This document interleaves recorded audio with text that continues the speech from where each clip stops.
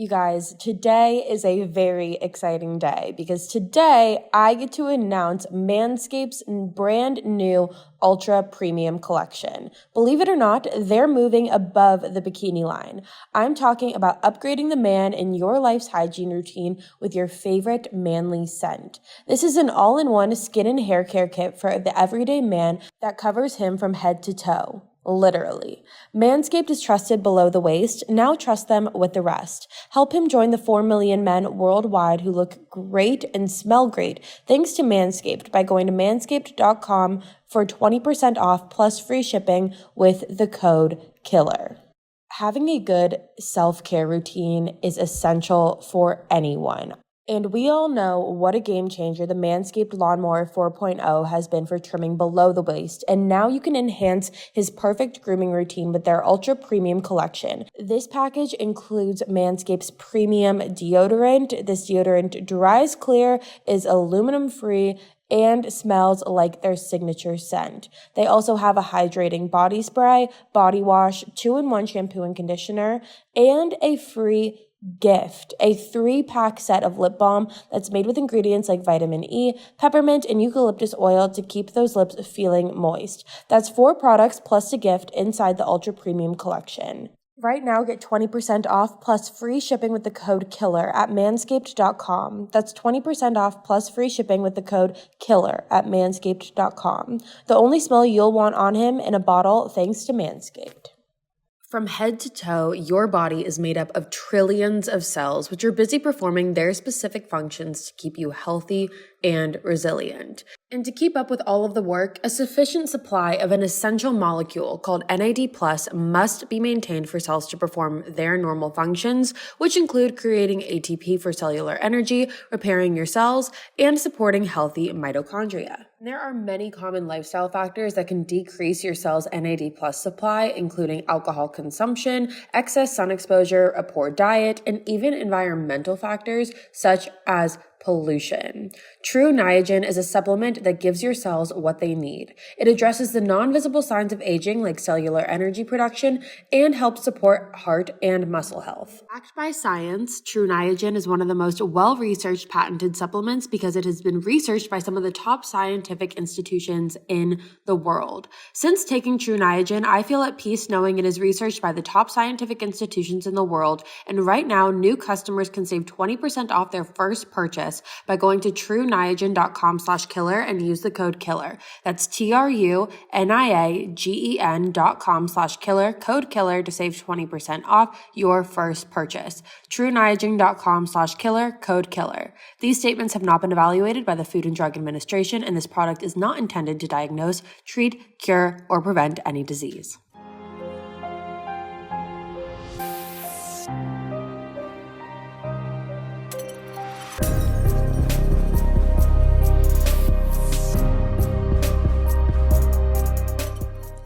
Hello everyone, what is up? Welcome back to another episode of Killer Instinct, you guys. If you are new here, hi, my name is Savannah and I am your host of Killer Instinct. Before we get started, make sure you go ahead and hit that subscribe button, that way you never miss an episode. We post weekly on the podcast every Wednesday and then again every Thursday on YouTube as well, and you are not going to want to miss it.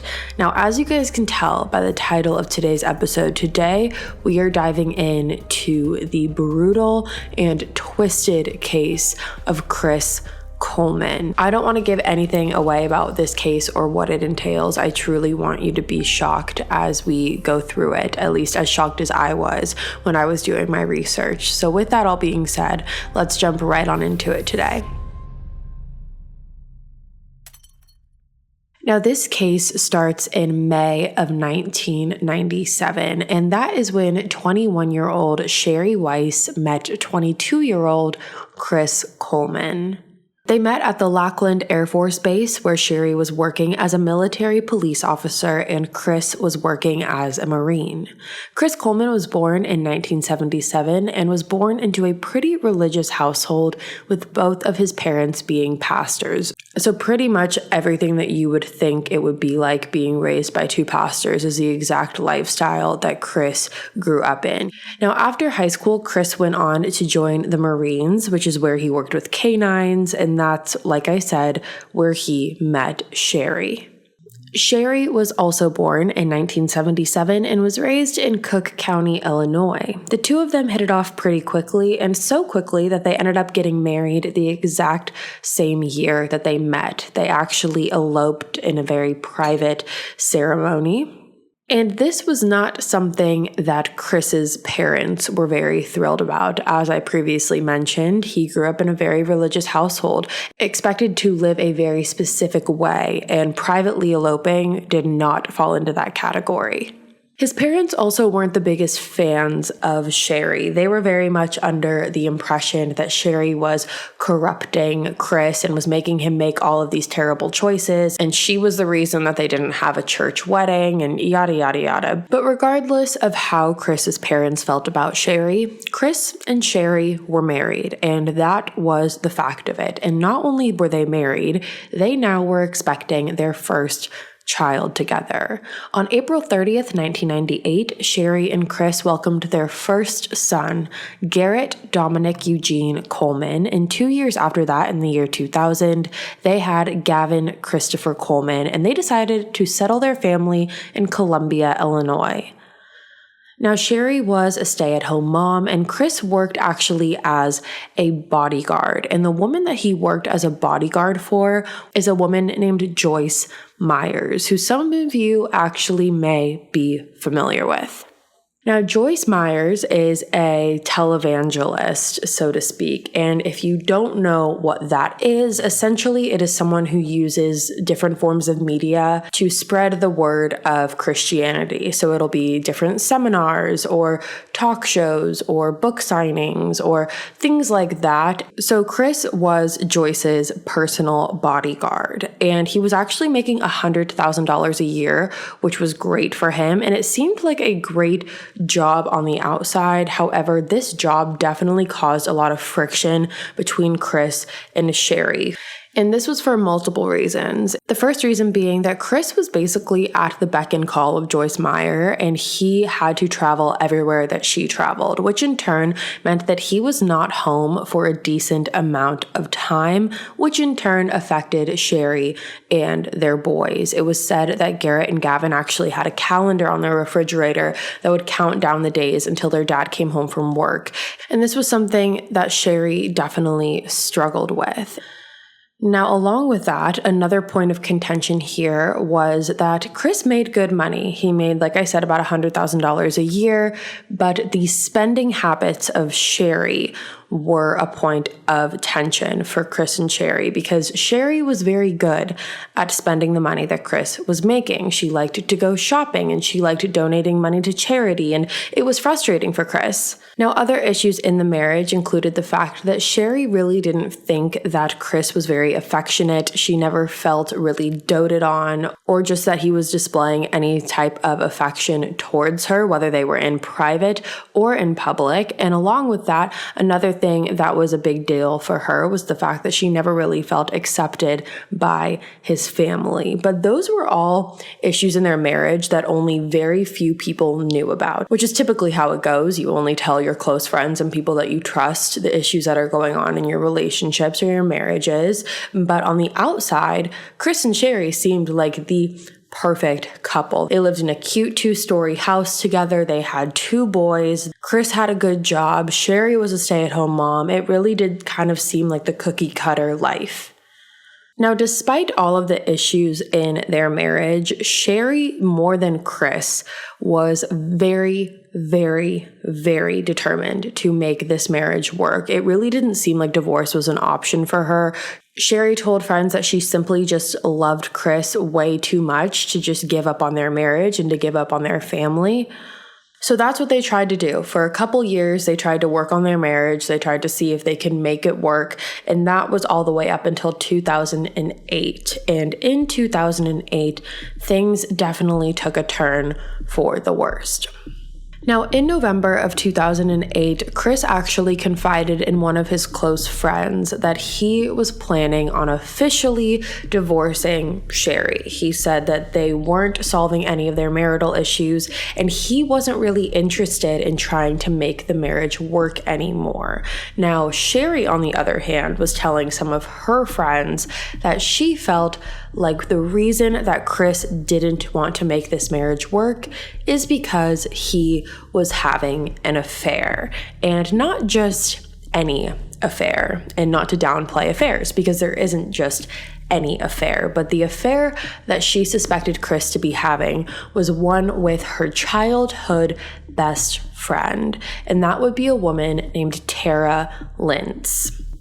Sherry and Tara knew each other through high school, and Sherry actually introduced Chris and Tara. And so she was really torn up about this because these are two people that she trusted, and she felt very betrayed by both of them. However, regardless of the suspicions that Sherry was having, she still didn't want to risk breaking up her family, so she didn't confront Chris. As far as we know, at that point, she did not confront Chris about this supposed affair, and according to the friend that Chris confided in about the divorce, there was a slight hesitancy with him, and the reason for that was because he worked for Joyce Meyer.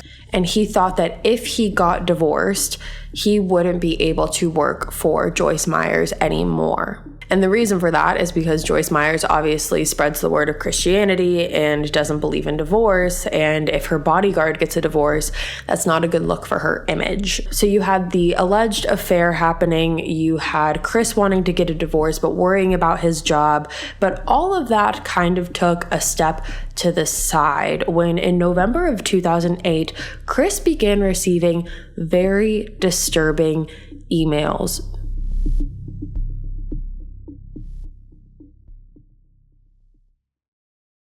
February is the month of love, and you know who really deserves some love? You. That's who. Best Fiends is my favorite way to treat my brain to a much-needed recharge. It's like a mental spa day you can enjoy wherever you go. Even in the shortest month, you deserve the maximum amount of me time. Best Fiends is a mobile puzzle game that anyone can download and play. Whether you have a few minutes or a few hours, Best Fiends is the perfect puzzle game to unwind with because you will have so much fun. The game features tons of cute characters that help you solve thousands of fun puzzles, and the more you play, the more characters you collect. And the more you win, the more challenges you face. And with thousands of levels, Best Fiends has all the me time you need. You guys, I am on level 1,647 of Best Fiends. It is my favorite game to play, and I am constantly telling my friends about it, and I know you guys are going to love it too. So are you ready to give your brain some TLC? Download Best Fiends free today on the Apple App Store or Google Play. That's friends without the R. Best Fiends. Does this happen in your house? Every time you ask your kids how school was, even if they answer, they just end up mumbling, fine. I can think of so many times I've asked my nieces and nephews and cousins that question, and even if they answer, it's nothing of any substance. So I was trying to figure out what excites them, what they're really interested in learning, and that is when I discovered OutSchool. OutSchool offers the largest variety of live interactive online classes for kids pre-K through high school, and the classes are actually fun. They cover every interest you can think of, and some you probably even couldn't think of if you tried, like video game design, cartoon animation, playing an instrument, speaking a language, creative writing, and so much more. And the classes are super affordable. You can choose the size and group that works best for your child by giving them the experience that's best for them. And OutSchool even has one-on-one classes. OutSchool has helped kids get excited about learning, and they can help yours too. To learn more about OutSchool and all it has to offer, and to save $15 off your child's first class, go to outschool.com/instinct and use code INSTINCT. That's code INSTINCT at outschool.com/instinct to save $15 off your child's first class. outschool.com/instinct. Now, here's something that I didn't know. 98% of oral bacteria are good for you. They're actually essential for your oral health. Turns out the fact that all bacteria are bad is just a myth, and Lumino is busting it wide open. Lumino makes toothpaste, mouthwash, and whitening that are a totally new and different approach for improving your oral health. They use purposeful and uncompromising ingredients like sea salt, aloe, and coconut oils to clean and brighten your smile. Plus, everything they make is certified non-toxic. You'll love Lumino's whitening. It only takes 30 minutes to apply and brightens your smile with no sensitivity. You guys, I absolutely love Lumino's products. I love that I'm using healthy and safe products on my teeth that I've actually seen a difference with. I have noticed a brighter and whiter smile ever since using Lumino, and I love it, and I know you will too. Find Lumino on Amazon.com and get $7 off today. That's LUMINEUX. And remember, it's spelled with an X, so you can X out the harm. Lumino, dedicated to illuminating better ideas in oral care. Time is money, and don't waste either with repeated trips to the post office. With Stamps.com, you can skip the trip and focus on how to take your small business to the next level.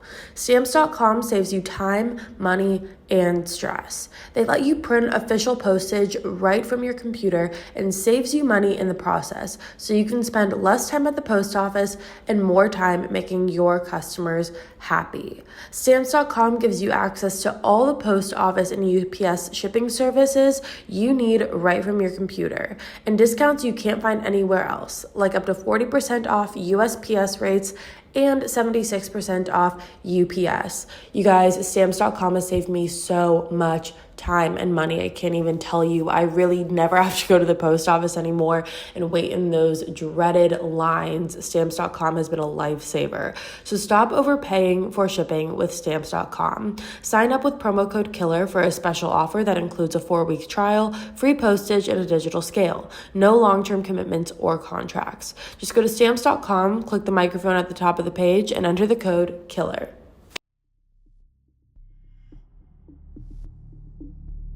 These emails were coming from a sender called destroychris@gmail.com, and they sent emails with subjects like "go to hell." And these emails were basically just threats that whoever this was going to come and kill Chris and his entire family.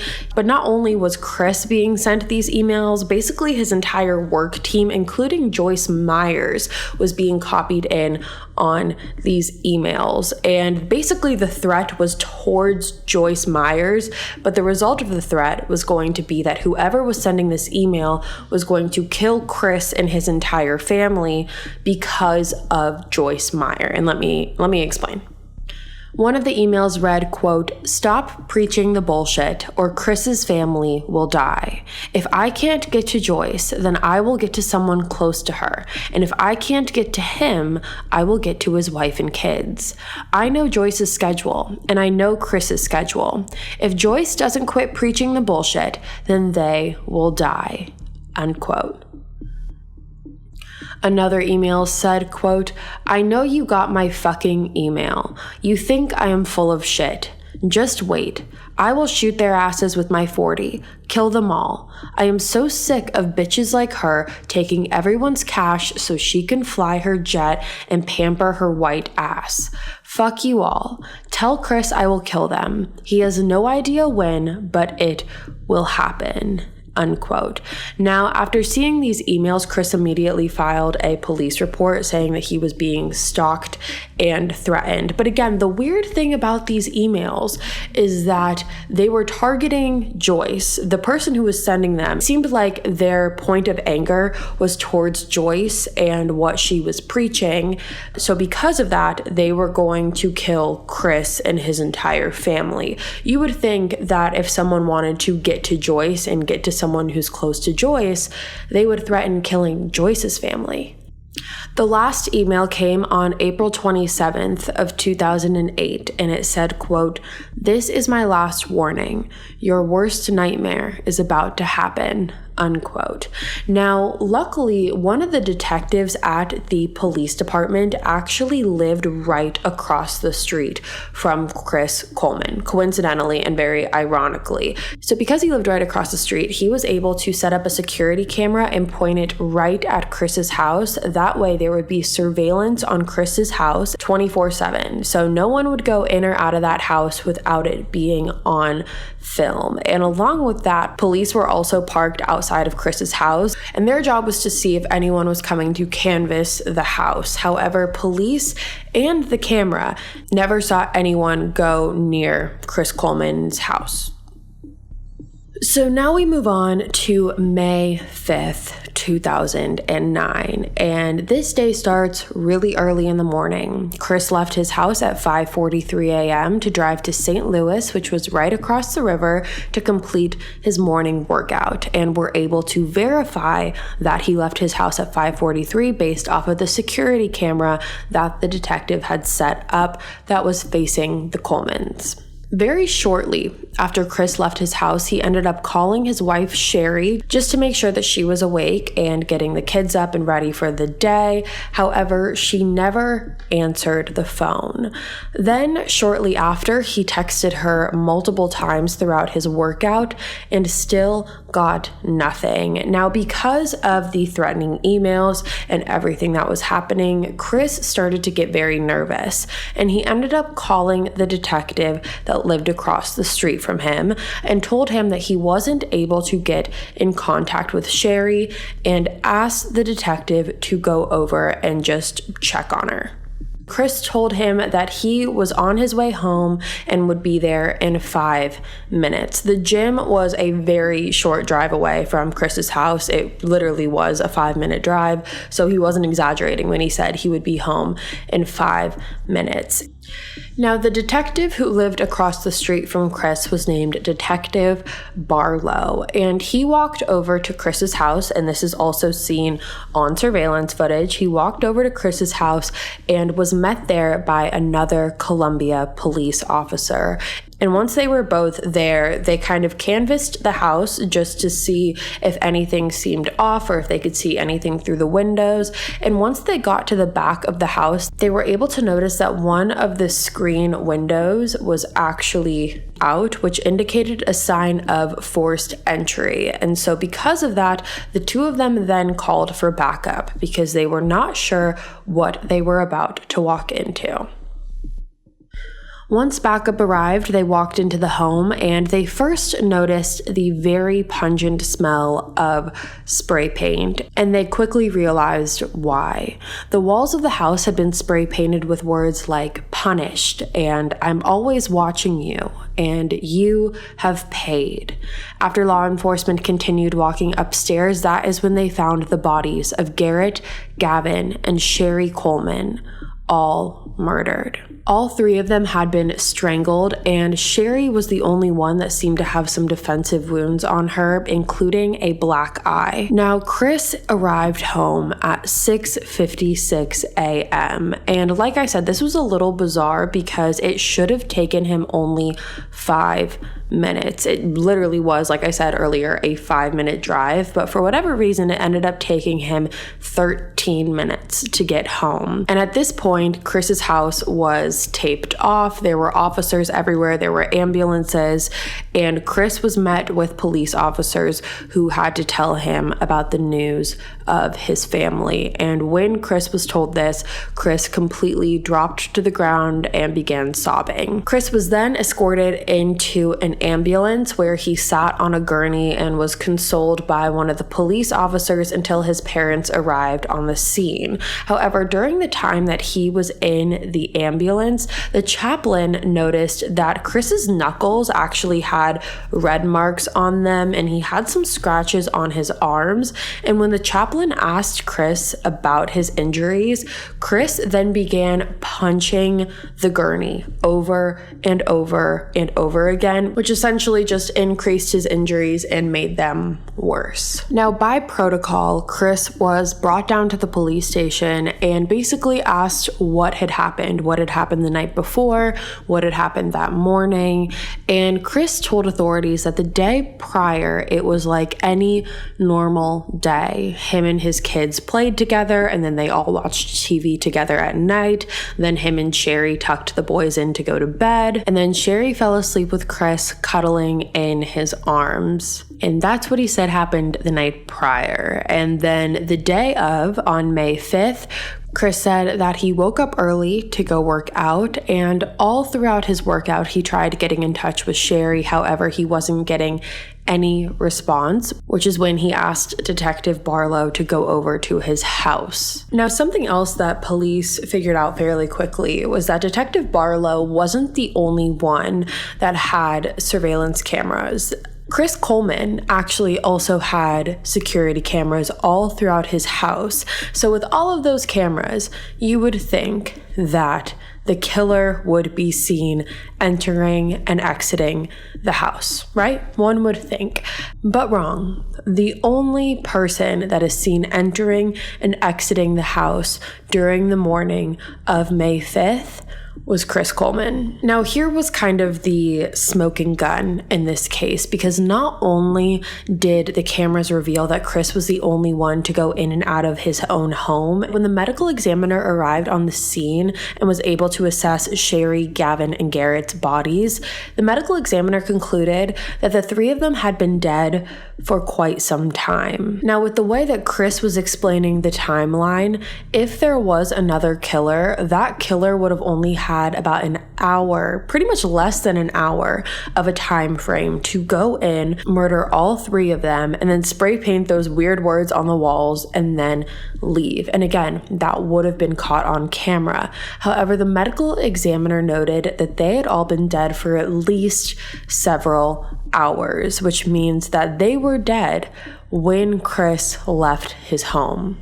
Now, when the detectives were in the interrogation with Chris, they asked him this. They brought this to his attention that they would have had to have been dead for several hours. And the detective specifically asked Chris, "What would you do if I told you that I don't think your wife was alive when you left this morning?" And his exact response was, "I would say, yeah, I think she was." And when you think about it, that's kind of a bizarre response to have in response to someone telling you that your wife was dead before you left your house in the morning. You would think he would say, "Absolutely not. I talked to her about this," or "Absolutely not. That's not true." But instead he goes, "I think she was alive." Now, when it comes to the investigation, police were able to look through Sherry's phone, and they were able to see that before the murders, a couple months before the murders, on December 27th, 2008, she texted her friend kind of venting to her, saying that Chris was telling her that he wanted to get a divorce because her and the kids are getting in the way of his job. And according to what Sherry said to this friend, during this argument, Sherry told Chris that she was never going to divorce him. So what was he going to do? Was he going to kill her? Those were the exact words that Sherry told Chris. Now, along with all of this, police also looked into those emails that Chris Coleman was getting, because according to Chris, that had to be the person who was responsible for all of this. It had to be the person who was threatening his family, sending those threatening emails. So police went in and tracked the IP address on those emails and see if they could trace that back to where those emails were being sent. And surprise, surprise, the IP address on those emails were traced directly back to Chris Coleman's house. So what does that mean? That means that Chris Coleman was the one who was sending himself those threatening emails. He was the creator of the destroychris@gmail.com email account. He was the one threatening his own family, saying all of this outlandish, bizarre things. It was all Chris the whole time. Police were also able to look at Chris's credit card statements and saw that he purchased a bottle of red candy apple spray paint, which if you're listening to me on the podcast, you can't see from the pictures that the spray paint that was used in the house after the murders was red. So they were able to link that red spray paint to the spray paint that was used in the house. And not only that, they had a forensic handwriting specialist come in, and they were also able to match Chris's handwriting with the spray paint that was on the walls. But then we get to Chris's laptop, and what they found on Chris's computer was just... there's no words. Looking through Chris's computer, police were able to find a lot of adult videos, sex tapes. They found sex tapes, and they weren't of Chris and Sherry. Nope, they were of Chris and Tara Lentz, the woman that Sherry accused Chris of having an affair with. And not only that, the woman that was Sherry's childhood high school friend. And something else that they found on his computer, which was very bizarre, was essentially a document, and it was a list of every detail about Tara that there ever could have been. Everything from her birthday, to her favorite perfume, to her favorite NBA player, to her favorite shoe size, to her favorite comfort food, to her jean size, to her favorite ice cream, what her sexual fantasies were.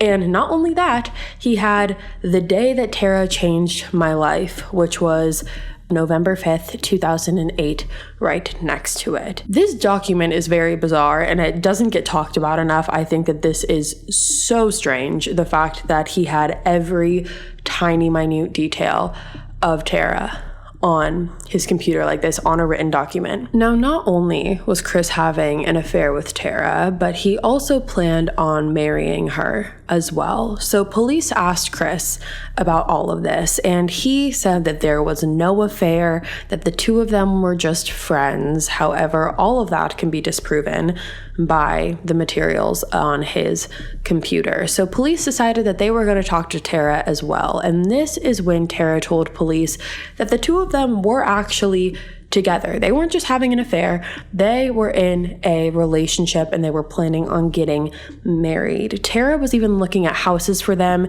in St. Louis. She was registering wedding gifts. They were picking out baby names. It was very, very real to her. However, police were able to rule out Tara from having any possible involvement in this very quickly. She had no idea about any of this. She was actually in Florida when all of this happened.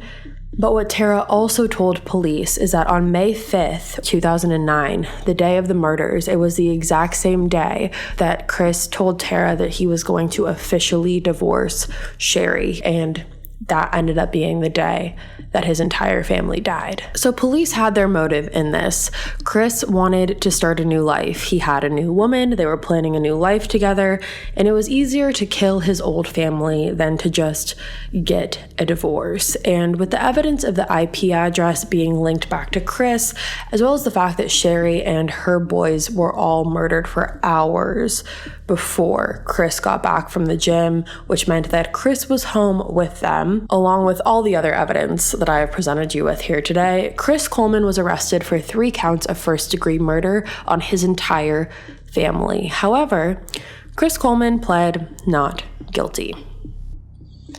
The trial began at the beginning of April 2011, and after a month-long trial, Chris was found guilty and sentenced to 3 life sentences without the possibility of parole. Now, Chris has made multiple appeals, however, they have all been denied, and he is currently serving time at the Wisconsin Department of Corrections. Now, regardless of the fact that Chris pled not guilty, pretty much everyone is convinced that Chris Coleman did this. With all of the evidence, I think it's very hard to think that he didn't do this. However, there are 2 people who are convinced that Chris did not commit this, and that would be his parents. Chris Coleman's parents are still convinced that Chris was not responsible for this and that Sherry is somehow the culprit in this entire situation.